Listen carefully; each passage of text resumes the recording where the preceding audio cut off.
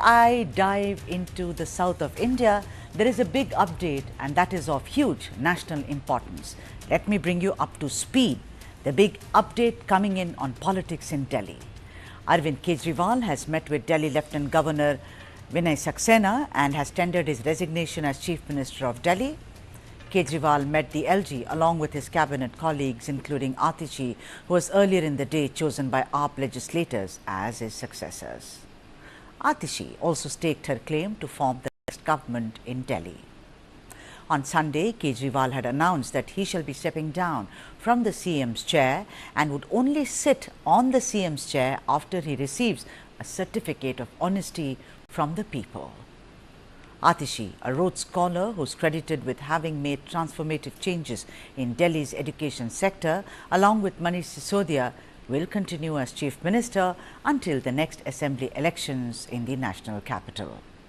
Now, earlier in the day, Aam Aadmi Party legislators chose Atishi as the successor to Arvind Kejriwal. Atishi shall be the third woman Chief Minister of Delhi after Sheila Dikshit and Sushma Swaraj. Meanwhile, a special assembly session has been called in Delhi on September 26th and the 27th of September. Those are the visuals. As you can see, the new development in the national capital. Arvind Kejriwal has stepped down as Chief Minister of Delhi, and in his place comes Atishi, who's taken over as Chief Minister of Delhi. There are several reactions to Atishi's choice. Let's listen in to some of them. जेल से आने के बाद दिल्ली के मुख्यमंत्री अरविंद केजरीवाल जी ने यह ऐलान किया था कि जब तक दिल्ली की जनता दोबारा अपना समर्थन दे करके उन्हें नहीं जिताती है, तब तक हम दिल्ली के मुख्यमंत्री के कुर्सी पर नहीं बैठेंगे। उसी ऐलान के तहत आज मुख्यमंत्री जी ने उपराज्यपाल महोदय को अपना इस्तीफा सौंपा है। साथ ही साथ दिल्ली के अंदर आगे सरकार को संचालित करने के लिए सुबह आम आदमी पार्टी के विधायक मंडल दल की बैठक हुई थी। बैठक में सर्वसम्मति से आतिशी जी को अपना विधानमंडल दल का नेता चुना गया था। हमने आम आदमी पार्टी के विधानमंडल दल का जो फैसला है पार्टी की तरफ से उपराज्यपाल जी को सूचित किया है और साथ ही साथ हमारे विधायक दल की नेता आतिशी जी की तरफ से जल्द सरकार बनाने के लिए दावेदारी प्रस्तुत की गई है। हमने उपराज्यपाल महोदय से निवेदन किया है कि जल्द से जल्द शपथ की तारीख सुनिश्चित की जाए, जिससे कि दिल्ली के अंदर दिल्ली के 2 करोड़ लोगों के लिए जो काम है उस काम को आगे बढ़ाया जा सके और साथ ही साथ जो दिल्ली के लोगों के लिए अरविंद केजरीवाल जी ने जो काम किया, बिजली का, पानी, स्कूल, अस्पताल, उस पर जो खतरे मंडरा रहे हैं उसको संरक्षित किया जा सके, उससे उसको बचाया जा सके। इन 2 लक्ष्यों को लेकर के सभी पार्टी के विधायक, सभी मंत्री ये शपथ लिए हैं कि जल्द से जल्द नई सरकार के गठन के साथ दिल्ली की जनता के साथ हम अभियान शुरू करेंगे और जल्द से जल्द दिल्ली में चुनाव करा करके दिल्ली के मुख्यमंत्री अरविंद केजरीवाल को दोबारा मुख्यमंत्री की शपथ दिलाएंगे। केंद्र सरकार ने एक के बाद एक करके अपनी सारी एजेंसीज को उनके पीछे छोड़ा। उनको एक झूठे मुकदमे में 6 महीने तक जेल में रखा। सुप्रीम कोर्ट ने न सिर्फ अरविंद केजरीवाल जी को बरी किया, बल्कि बहुत तीखी टिप्पणी करी केंद्र सरकार की एजेंसीज पर कि केंद्र सरकार की एजेंसीज पिंजरे में बंद एक तोते की तरह है और अरविंद केजरीवाल जी की गिरफ्तारी गलत थी, एक दुर्भावना के तहत की गई थी। अगर कोई भी और नेता होता, कोई भी और मुख्यमंत्री होता तो वो तुरंत जाके मुख्यमंत्री की कुर्सी पर बैठ गया। लेकिन अरविंद केजरीवाल जी ने जो फैसला लिया, शायद ही इस देश के इतिहास में, मैं कहूंगी इस दुनिया के लोकतांत्रिक इतिहास में किसी नेता ने लिया होगा। उन्होंने कहा कि मेरे लिए सिर्फ सुप्रीम कोर्ट का फैसला काफी नहीं है, मुझे दिल्ली की जनता का फैसला चाहिए। मैं दिल्ली की जनता की अदालत में जाऊंगा और अगर दिल्ली की जनता कहेगी कि अरविंद केजरीवाल ईमानदार है तो मैं तभी मुख्यमंत्री की कुर्सी पे बैठूंगा। और आज इसी तहत अरविंद केजरीवाल जी ने अपना इस्तीफा दिया है। ये आम आदमी पार्टी के लिए, हमारे पूरे विधायक दल के लिए, दिल्ली के लोगों के लिए एक दुख का क्षण है। पूरी दिल्ली में लोग अरविंद केजरीवाल जी के इस्तीफे से दुखी हैं, लेकिन साथ ही दिल्ली के लोग इस बात का प्रण ले रहे हैं कि आने वाले चुनाव में वो अरविंद केजरीवाल जी को फिर से मुख्यमंत्री बनाना चाहते हैं, क्योंकि उन्हें पता है अगर अरविंद केजरीवाल जैसा ईमानदार मुख्यमंत्री नहीं होगा तो दिल्ली में बिजली फ्री नहीं मिलेगी। अगर अरविंद केजरीवाल जैसा मुख्यमंत्री नहीं होगा तो सरकारी स्कूल नहीं अच्छे होंगे। अगर अरविंद केजरीवाल जैसा मुख्यमंत्री नहीं होगा तो मोहल्ला क्लिनिक बंद हो जाएंगे। अगर अरविंद केजरीवाल जैसा मुख्यमंत्री नहीं होगा तो महिलाओं को फ्री बस यात्रा नहीं मिलेगी। और इसीलिए आम आदमी पार्टी के सारे विधायक, दिल्ली के 2 करोड़ लोग इस मुहिम में जुट गए हैं कि आने वाले चुनाव में अरविंद केजरीवाल जी को मुख्यमंत्री बनाना है। लेकिन तब तक, जब तक चुनाव नहीं होता, अरविंद केजरीवाल जी ने भरोसा कर मुझ पे ये जिम्मेदारी दी है और आने वाले कुछ महीने तक, जब तक ये जिम्मेदारी मेरे पास है, तब तक मेरे 2 काम रहेंगे। एक, ये मुहिम चलाना कि कैसे अरविंद केजरीवाल जी और दिल्ली के हम लोग मिलकर दिल्ली के लोगों के साथ अरविंद केजरीवाल जी को फिर से दिल्ली का मुख्यमंत्री बनाएं। और जब तक चुनाव नहीं होते तब तक दिल्ली के लोगों की रक्षा करना कि भारतीय जनता पार्टी षड्यंत्र रचकर दिल्ली के लोगों की बिजली, फ्री बिजली, अच्छे स्कूल, मोहल्ला क्लिनिक में इलाज बंद ना कर दे, ये मेरी जिम्मेदारी रहेगी। और उसी के लिए आज हमने एलजी साहब को पत्र दिया है, सरकार बनाने की दावेदारी का पत्र दिया है और हम उम्मीद करते हैं कि जल्दी आगे का पत्र। And now let's dive deep into what the South Indian has in store for you. Just wait for a bit and I will speak to you about this special day and the occasion.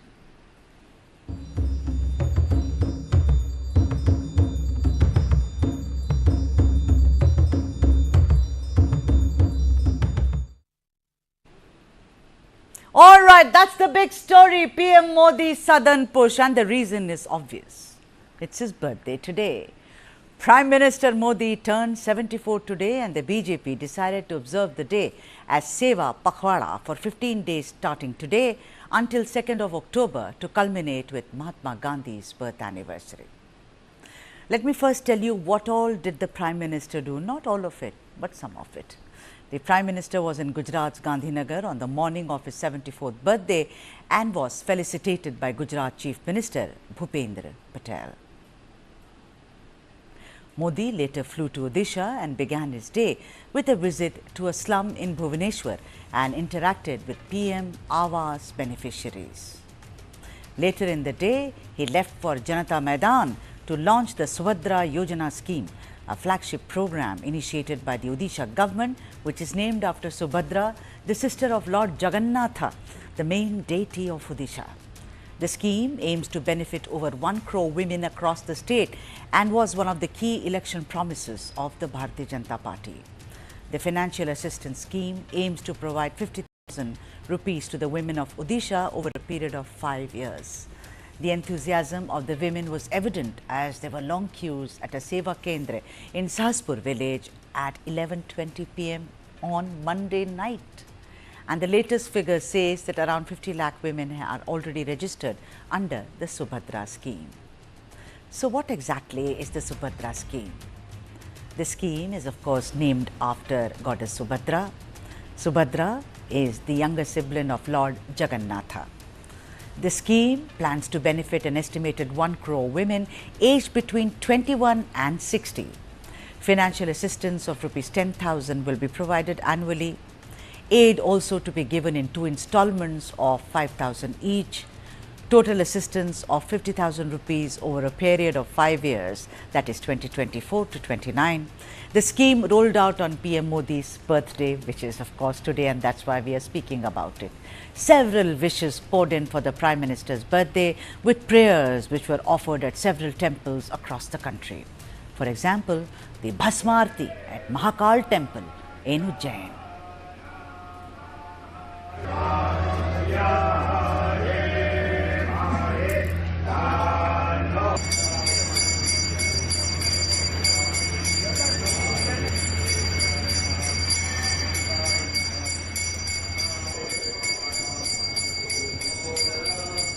prayers which are being offered for his long life, his health and general well-being.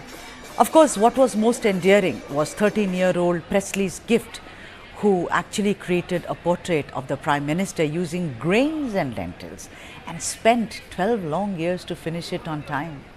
Another artist crafted a miniature chalk sculpture of the Prime Minister and his late mother, Hiraben Modi.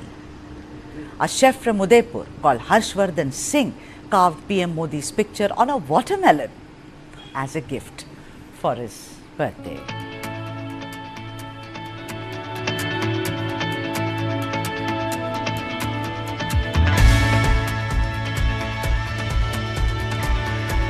And in Surat, posters of discounts on Prime Minister's birthday were seen stuck on the back of auto rickshaws, shops and marts wishing Prime Minister Modi on his 74th birthday.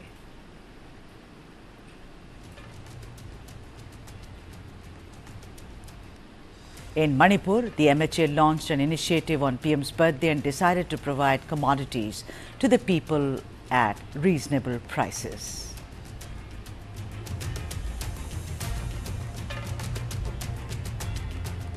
So there you have it, a lot of celebration across the country.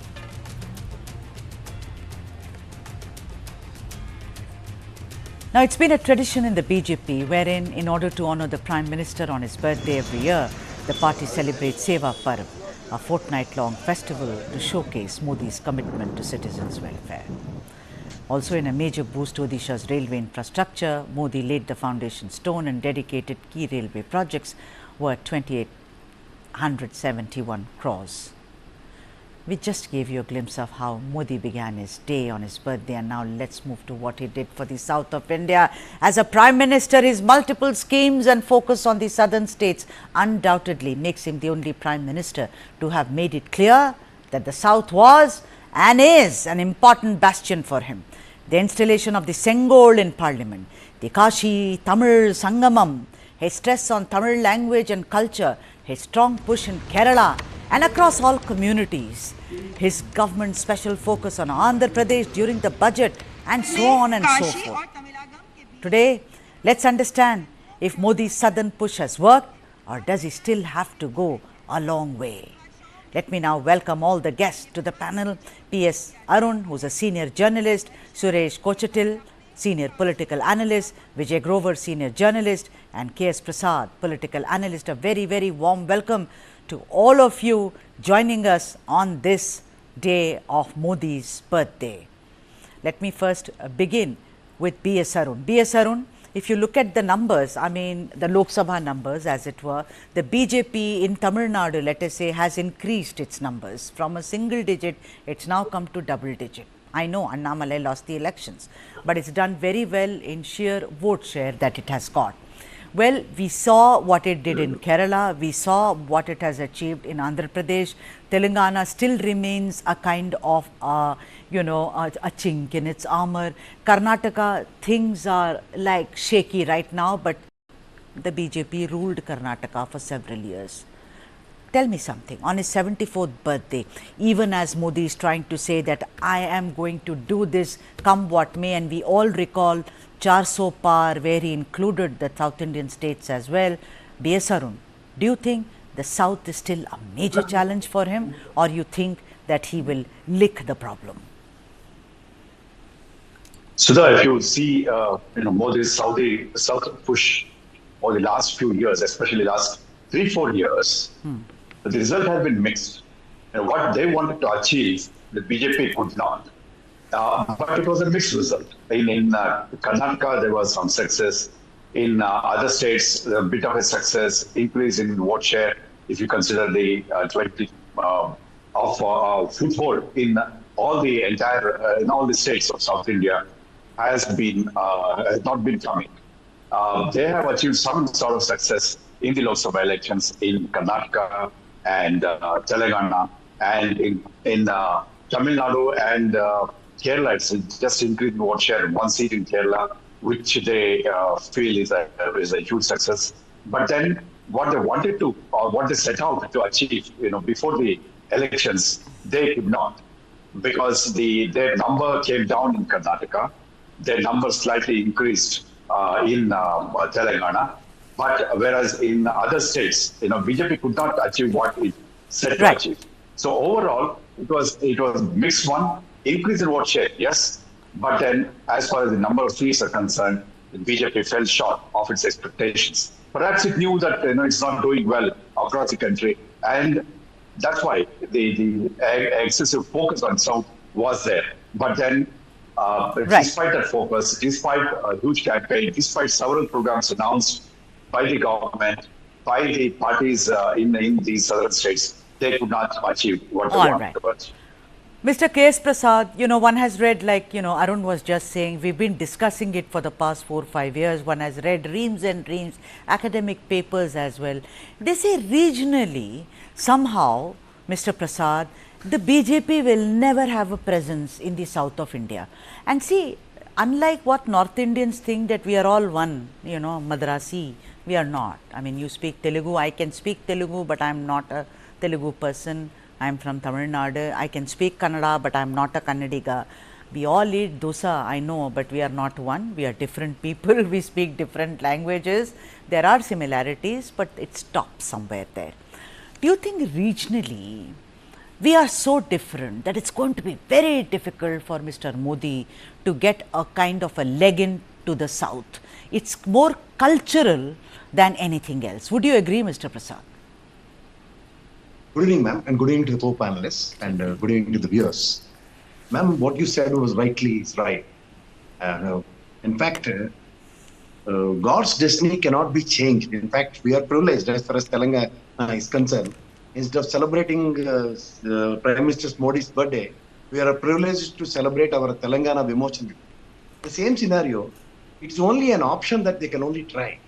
The people like southern states, just like ignorance is just what Vivekananda said, the same lines falls for the people who really voted for BJP in southern states.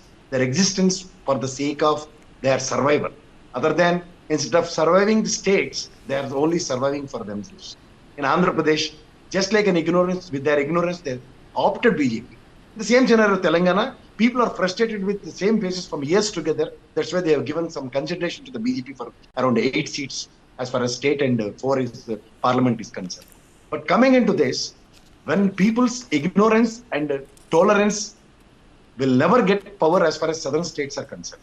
As you said, we have been initially called as Tamilians because we are different from the Dravid Sanskriti and the Aryan Sanskriti. The Sanskriti itself differs from people's, that's why we are separated as a states as far as Andhra and Telangana right now and Tamil Nadu is concerned.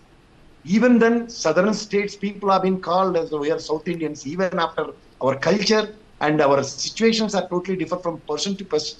When it comes to the state, we can sit in a place where to be called as Andhrians and Tamilians and Keralites and Kannadigas, rather than to be considered as southern states. As far as our individualities are concerned, we are very strong. And all together, as tall leaders like Karunanidhi and Jayalalitha Madam and MGR has been no more. That's why BJP has taken some situations as far as Tamil Nadu is concerned. And Andhra Pradesh is concerned, because of Chandrababu Naidu, they'll get some sort of umbrellas to get rid of some situations. But when it comes to Telangana, people are frustrated with the Telangana leaders for years together. That's why they got an opportunity as far as BJP is concerned. But where in Kerala, the next elections, maybe their vote percentage may rises. But when it comes to real elections, they know how to keep their in places. That's why southern states, with the ignorance of some percentage of people, they are getting some seats. Other than that, if the people really consider as far as BJP is concerned, no tolerance. No, Mr. Prasad, I would not say ignorance. I would just say it's a choice. And even as you say, you're proud of celebrating, Tamil Nadu is celebrating Thandai Periyar's birthday today, a man who spoke about social justice. Let me go to Suresh now. Suresh, apart from everything else, we have to, there is one thing that all of us agree upon, that so far as the industrial vibrancy is concerned in the south, it's a lot better. If you look at indices, whether it's health, education and others, the south does very well. Although the southern leaders have also said that UP gets more of federal tax revenue than all the 5 southern states put together. That's a Bimaru state compared to the southern states, etc., etc. I'm just saying, from the prism of development, south does very, very well, Suresh. don't you think that that is one reason that instead of focusing majorly कि जिसने UP जीत ली वो तो दिल्ली भी जीत लेगा type of narrative, the focus should be more on why is it is not about South तो मैं जीत के रहूँगा, I will vanquish everyone in the South and win it over like it's a trophy. I think Mr. Modi needs to be more practical and say I need the South because all my indices will start looking better. Well, just to clarify, I am from Kerala, you know that very well. Yes, but And, you live but in I grew up in Telangana. Yes, I know. Yeah, I grew up in Hyderabad. I studied for a while in Chennai. I worked starting off my career with Times of India in Bangalore. So that's how I've been. I've been to all the southern states, and technically, people still say, for example, Kerala, when you go, they say, look at our health indices. It's better than US. It's equal to Sweden. But then when you talk of the industry as such, they say, oh, industry is nothing much in Kerala. If you go to Telangana or Bangalore, Hyderabad or Bangalore, the industry is doing great. Now, the advantage with the South was that the kings of the South, and Sudha, you know that very well, the Travancore kings especially, they placed a premium on education, especially girls' education. Right from the 18th century onwards, girls' education was free in Kerala. Even today it is. And that, I think, served, because once the girl is educated, once she's married, then she knows how to take care of her health, especially when they're pregnant. That is why you see the maternal mortality ratio and the infant mortality ratio in Kerala is absolutely at the rock bottom. They are doing very well. At the same time, you look at the way they have kind of grown over a period of time in terms of the fertility ratio, replacement ratio. Kerala achieved it long back. Tamil Nadu almost achieved it. Telangana is on the way there. Then we start comparing ourselves with the states up north and say, look at UP, look at their education levels, Right. look at their. But the problem was they never had the benevolent kings like they had down south. That is what, because for a large period of time, they were ruled by the Mughals and then the British, and they never did justice to anybody else. So I think over a period of time, UP itself is like 6 European countries put together. So it's a problem of population also. At the same time, I think it's a huge opportunity also. And that is what we are seeing. The southern states' problem today is that because of lack of development in certain states like Kerala, people migrate to other states and other countries. Today, Kerala has a big problem. The Kerala government is saying we'll put a cap on people leaving the state. You cannot do that. This is what Mr. Modi is looking at. He is looking at to enter. I mean, that is exactly what happened in Telangana. Of the 17 seats, 1 went to MIM, which is by default. 8 went to Congress, 8 went to BJP. So it was a 50-50 with BJP and Congress. I think Telangana is the second beachhead for BJP after Karnataka. Okay. And look at my hometown, Thrissur, from where Suresh Gopi won. Yes. I mean, that was like a record. I mean, if he has to win from there, obviously the Christian votes have to matter. And that really mattered. Right. I think the push that Modi is making may not come through in the next 5 years or 10 years. What do you think is laying a bigger game plan for a longer period of time? Yeah, but for how long? I mean, the number of trips that he has made to all the southern states. Vijay Grover, if I can have you on the screen, please. Hi, Vijay. The number of trips that he has made to Tamil Nadu, to Kerala, to various places. His visits to every temple, Guruvayur, Rangaswamy temple, Ranganatha temple, everywhere. We saw him in his, after the elections in Kanyakumari. We've seen him in, I could go on. And I'm saying, sheer statistics, he's the only Prime Minister who's made so many visits to the south of India. You know what, Vijay? If you talk about why South Indian cinema is doing so well, one of the reasons by those who watch cinema and write about cinema, they say because they are rooted in regional themes. You and I can laugh at it and say, what is this? Village and dancing and all that. But they are very rooted, whether it's a Kantara, whether it is, RRR, whether it is any other, even Ponniyin Selvan, which is a classic. Yeah, they are rooted. I mean, you don't go there and get a hero coming out of a helicopter and saying, Ma, we don't do that, right? So that's one of the reasons that they work very well. Do you think the regional satraps are so strong in the south that Modi really has a challenge, that he's facing for all these years? Sudha, good evening. Happy to be on your show after a long time. Thank you. Now, one of the things that I want to actually highlight over here is that, it's not the regional satraps alone. It's the voters of the South India who are very, very special in terms of their voting preferences. Now, you spoke about the trips that Prime Minister Modi has made. We saw before the elections, he went to Kanyakumari, and the kind of time he spent there in Sadhana. Now, see, these photo opportunities do not connect with the people of the South India, because the people of the South India, given the higher literacy rate, are thinking much better, much beyond than the people of Uttar Pradesh or Bihar. And that is what makes the difference, and that's what is making it difficult for the BJP. The kind of politics of fate, the kind of politics that the BJP practices in North India, where lynchings have become the order of the day, it cannot be accepted in the South. Maybe in a few pockets like Mangaluru, we see this kind of politics of fate, but entire South India, people do not connect with this kind of campaigning or ideology or voting. And that's what is making it difficult for Prime Minister Modi. Because if he has to change the BJP to be attractive to the South Indian voter, then that will not work in the North India. And that is where, the dilemma is, because the rest of the party is not in sync with what Mr. Modi is trying to do. And we've seen this on several occasions, because whenever Prime Minister Modi has spoken about development, he spoke about G20, the visits, the meetings and all that, the people of South India liked it. But the moment we see the Prime Minister as a political speech maker, and the kind of, the hate and the other speeches that he makes during election times, certainly there is a huge disconnect between the voters and what Mr. Modi says then.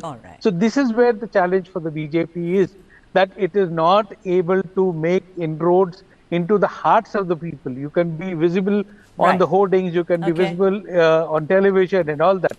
But to make a connect with the people, you need to be able to offer what they are comfortable with. And that is where, the difficulties are. We're seeing it. Yes, the BJP has grown vote share in certain regions, but that's because of, the kind of dilemma that is there, because we've seen the regional satraps coming down, especially after the death of Jayalalitha maybe, or the kind of, inefficiencies we've seen of several regional leaders, that this kind of things have happened. All right. Vijay talks about a very important aspect, that when Prime Minister Modi speaks about G20, he speaks about development, the South actually perks up and listens to him. It's the politics maybe which is a problem. I'm taking a break, but when I come back, I'll speak to B.S. Arun and rest of the panel on why is it that the development mantra of Modi is not really working. See you on the other side.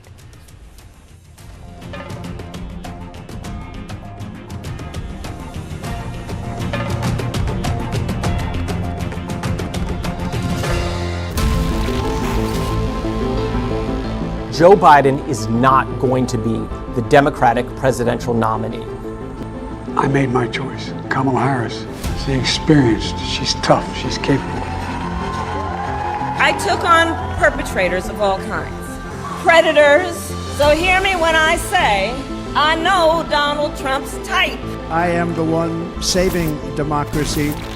He has tapped into the fear and anxiety about demographic change in the US. This polarization in the United States. Some people are even suggesting that there could be a civil war. You are this unable to solve your own domestic problems. You have no right to claim to be anybody else in the world, and we're moving into a multipolar world where the United States will not lead.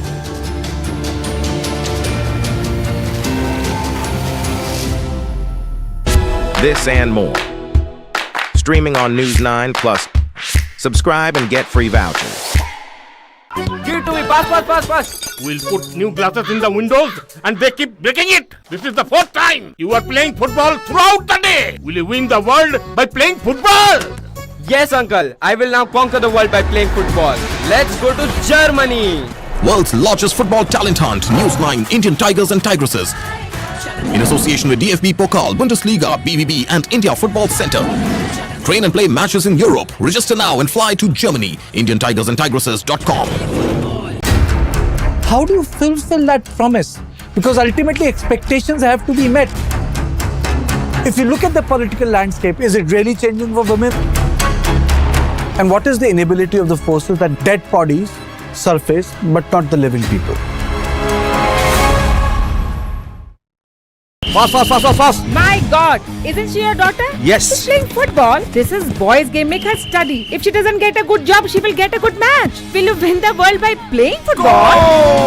Yes, auntie. My daughter will win the world by playing football. Let's go to Germany. World's largest football talent hunt, News9 Indian Tigers and Tigresses. In association with DFB Pokal, Bundesliga, BVB and India Football Center. Train and play matches in Europe. Register now and fly to Germany. IndianTigersandTigresses.com.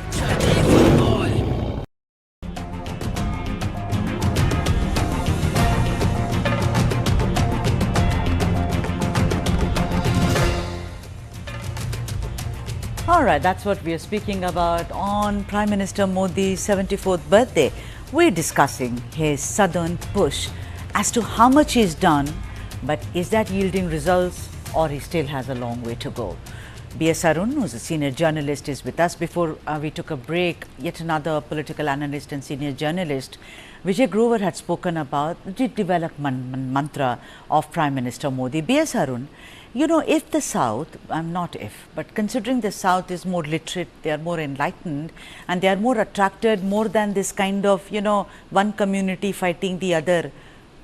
You know, they are more interested in education, whether my son and daughter will reach college, should I be sending that child to US, because I think the minute we are born, the only topic in the house is, where are you going, to Berkeley or to Massachusetts? That's what people are talking about, at least in families like mine. So I'm asking you, why is the development mantra of Modi not really attracting the people of the South? Because look at it, you talk about the economic indices, and I've spoken to, we can keep having a conversation, but this and that. But overall, if you look at it, my friends and everyone says that the economic health of the country is really not that bad.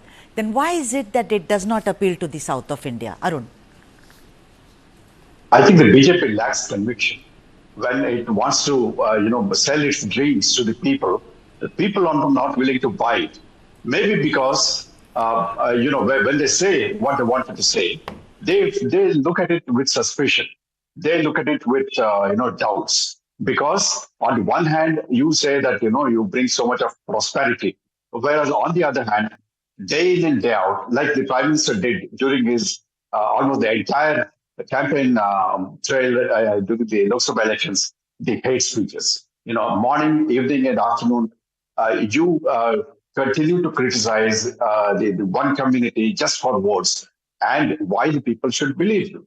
That kind of feeling that the people must have had, and that led to the BJP's, not increasing its its numbers in South India. There are many other things, like the Hindi position, which we may not see during the elections, but then it is a lurking fear that the people have, especially in states like Karnataka. There is you take examinations, central government's examinations, civil service examinations. Until very recently, you didn't have it in the regional languages, only Hindi and English.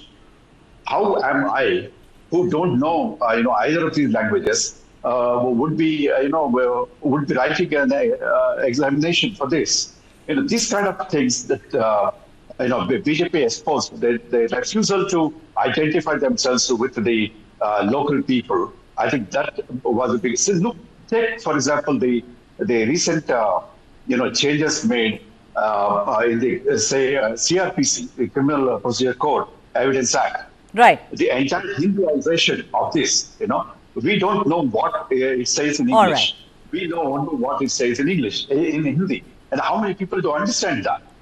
These are some of the things BJP, is sort of driving itself away from the people. Why you are not identifying with people, local people, is because of this. These are some of the examples, which is why that lack in conviction of the BJP is there, and people refuse to believe. Yeah. Okay, Suresh, let me ask you that, let's talk about the representatives of the Bharatiya Janata Party in the South. Annamalai, despite controversies, has pretty much, kind of held his ground there. He's the one who takes all the last minute decisions. I mean, even now, even as he's on a sabbatical, he's told people to kind of chill because of the entire Coimbatore Annapurna restaurant case. But if you look at the others, I mean, Karnataka, sure thing. But even there, Vijendra, I will go to my friend Vijay. Vijendra is actually facing a major revolt, and today from Ramesh Jarkioli types. But if you look at Telangana, if you look at Andhra Pradesh, of course, you know, Chandrababu Naidu is, but we all know it's a marriage of convenience.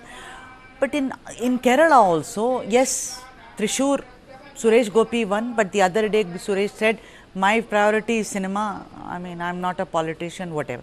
You see, do you think the problem is that he does not have stormtroopers, he does not have very strong foot soldiers in the south, except for maybe K. Annamalai? Yeah, I think we'll go state by state. Karnataka, you already talked about the generation shift from Yediyurappa to Kendra. Okay, that of course has to be settled because again, it's a faction-ridden part of the politics there. Andhra BJP never had any strong leader after Venkaiah Naidu. Venkaiah Naidu made sure there were no strong leaders after him because he was scared that somebody would upseat him and then take away the entire leadership in Andhra Pradesh. Till Modi made him the vice president, and then that was the eventual political demise of Venkaiah Naidu. Then you look at Telangana. Telangana, I keep speaking of this in Telugu debates. Telangana has a problem of plenty, whereas Andhra is just the opposite. Telangana, there are too many leaders. I mean, there are Kishan Reddy, Pandi Sanjay, now Itla Rajendra. There are umpteen leaders in Telangana. The problem is most of them have been with the party from and most of they've been fighting. Now we are discussed this many times. This is, you know, Bandi versus Itala Rajendra. We saw it was out in the open. It was on stage. So the problem is there are too many leaders in Telangana. Because that is where the problem arises. Because if you have one strong leader, he can hold on to it. And we've seen that with Modi in Gujarat. Right. How he held on to the place after Shankar Singh Waghela moved out. Still, Modi held his ground and became the prime minister later. Telangana, there is an issue. Suppose BJP improves its performance. 8 seats in a Lok Sabha is wonderful, actually. Very well done. They should have done 10, actually. But tomorrow, what happens? If they win an assembly and they say, for example, pick up 50 seats, all right, who will be the leader of opposition? Even today, they have not been able to appoint their party chief for Telangana till date. The leader of opposition in the state assembly is not yet decided. I mean, at least the BJP vice leader of opposition for BJP. That has not been decided. The problem is because of the too many, all are strong leaders. You look at Raja Singh. That man can win from anywhere in this constituency. I mean, Gosha Mahal is home to his own people from Rajasthan. Although he's the king of hate speeches, and you know, that is how he is. I mean, it is like looking at Vinay Katiyar or those good old days of great leaders. Vishwa Hindu I must Parishad. say. Yeah, they are. Really? That works, Okay. Sudha. That works in his constituency. I've been there. No. I don't agree at all. Even as a journalist, that it works. Hate speeches have never worked. They will never work in this country where we all live. I mean, I think it's a myth to say that it works.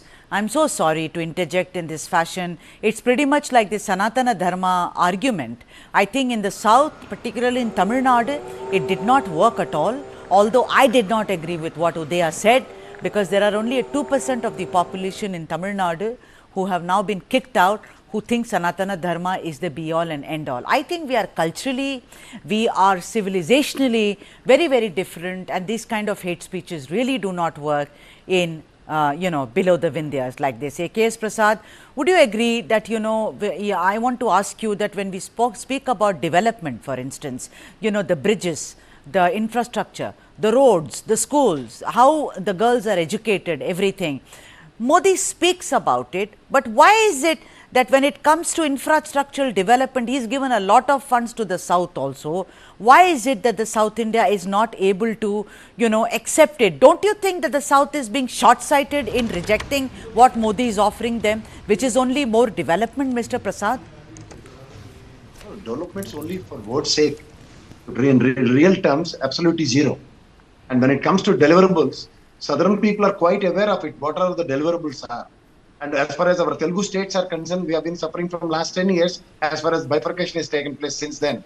And even after that, nothing is delivered to respect to states. In the same scenario, southern states like Tamil Nadu, Karnataka, and when they're in power, what they have done as far as Karnataka is concerned. And the same scenario with the Kerala, and they're only opting the power. When they come into the power, then only they will do it. Then only they will do it. Southern people are quite aware of it. That's why they're not giving power to them. Without that, we know how to strengthen our legs, and we are fighting hard, and we are facing all sort of odd circumstances from central governments, even after southern states are flourishing, because we are financially very strong and educational backgrounds are very rich. And these two are, when it comes to a coordination, perfect executions are taking place with respect to chief ministers as far as southern states are concerned, all because of regional parties. And regional parties, they know how to protect the states, and that's why they're flourishing. Only coming into the words and deliverables are concerned, central government assistance is absolutely zero. That's why when it comes to Modi's pravachanas and all, we are not able to hear. Because I see that most of you, most of you on this panel, it's very clear that you think Modi has a very big task on his hand, and knowing Narendra Modi, let me tell you, he can make it possible. I mean, he's supposed to be a man who can practically turn. He's exhausted with everything. Nobody's I don't know. That's your opinion, but I think, I will never, as journalists, we never write off any politician. But there is a challenge. Vijay Grover, I want to ask you something, Vijay Grover. Everyone spoke about the language barrier. Arun spoke about it. Prasad also indicated about it, although Telangana, a lot of people speak Urdu, stroke Hindi. अब आप और मैं हिंदी बोलने वाले हैं. I want to ask you something, that the language barrier is there. They see BJP as some people who parachuted from the north of India. Well, look at it. Mrs. Gandhi died years ago in 1984. We see that that the Congress party does not have a strong South Indian presence, as it were. Yes, Mallikarjun Kharge, but he's a recent addition. What is this kind of an anti-Hindi image? Is it because of what Amit Shah keeps saying? Hindi, Hindi hamari rashtra bhasha hai, Hindi mein likhiye Hindi. What is it? Don't you think that's a kind of a bogey? I think so. One of the biggest damage to BJP South foray has been Mr. Amit Shah. The kind of Hindi imposition that he's tried to do in the last 10 years, which is not there. And that is something which certainly, because it's suddenly seen as a North Indian party which is trying to impose itself on the people of the South. And that also the discrimination that is there. Adding to what the previous panelists said, while you said that there is development or funds announced for the South, implementation of it becomes pathetically low. Do you know the kind of funds that were sanctioned for the Bangalore Suburban Railway project? This year's railway budget, just 1 crore rupees. With 1 crore, what can you do? You cannot even build a platform. And you are expected to, in a city like Bengaluru, where traffic is a huge challenge, if this is the kind of discrimination, obviously the people will not like it. The same funds which are there for the metro project in Bengaluru were shifted to Meerut. Now, this is where the people see through. Today, everything is available. Information is available to people. And that's where they see that, the South contributes so much to the taxes. And at the end of it, what do we get? The money goes to UP, money goes to Bihar, money goes to Gujarat. And that is where, people feel that, it is a North Indian party which is trying to impose itself. And that's what we've seen, the kind of friction happens, not just with the political party. We've seen it with the kind of people who have migrated over here in the recent past as well. You said, yes, I speak Hindi, I speak Tamil, I speak Kannada. But the fact is, when the people migrate to Bengaluru for job opportunities, they are rigid in their mind that they will not learn Kannada. And that's where we see these frictions starting. And most of these people, if you see the North Indian crowd which comes in over here or in the recent years, they are strong BJP supporters. And that's where we've seen that these divides have only become bigger. And, if this has to go, we have to understand we need to keep politics aside. We need to keep our political ideologies and North versus South ideologies aside. Only then can even the South not get impacted the way UP and Bihar have become. And I'm sorry to be pointing out these two states, but unfortunately, these are the states which are living on tax money of people of the South. And that is the biggest tragedy that country is facing, that, people earn in the South, and then, this money goes for, whatever the kind of bridges we've seen in Bihar, or the kind of, development or lack of development that we see in Uttar Pradesh. So this is where, the social media has opened up the debate, and social media has made this debate so strong that people have started questioning. And this is the biggest challenge that the BJP is facing, that it is not able to defend itself when these questions are raised on the social media. It, at the worst, can call people like us anti-nationals, but that's it. Nothing beyond that. All right, and I see that it's a challenge. I would never agree that the South is a different country. We are one. I've always believed in it. But it somehow seems like Mr. Modi on his 74th birthday perhaps will rethink about how to tackle the south of India and see to it that he captures some of the region there in the next election. Thanks are due to B.S. Arun. Thank you very much. Suresh, thanks very much. Vijay Grover, as always, fantastic to have you on the show. Mr. Prasad, such a pleasure to have you on the show, sir. Thank you very much. And now let's move to something which will really gladden our hearts. You know, it was Bal Gangadhar Tilak, legend has it, who decided that there should be Ganpati Puja across Maharashtra so that people get together under one umbrella and pray to the God who actually removes all the obstacles, as he's called, Vignahara. There you have it on your screens, Lal Bagcha Raja, very, very important idol in Mumbai and being celebrated for years, today being the day when the devotees bid goodbye to Lord Ganesha with the promise that he will return next year and soon, Laukar, as they say in Marathi. I leave you with that fantastic visual. Thank you for watching.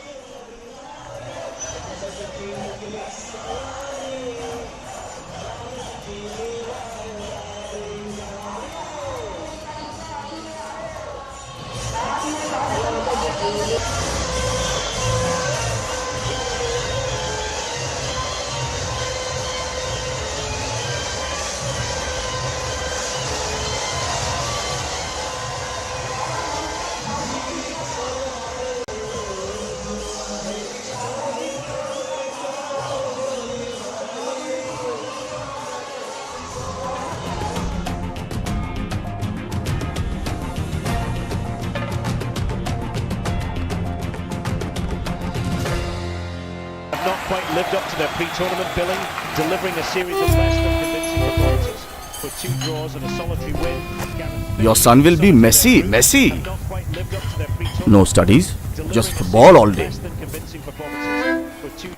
Go, my son, go. Make my face shine through playing football. Not only your face, but also the country's. I will conquer the world by playing football.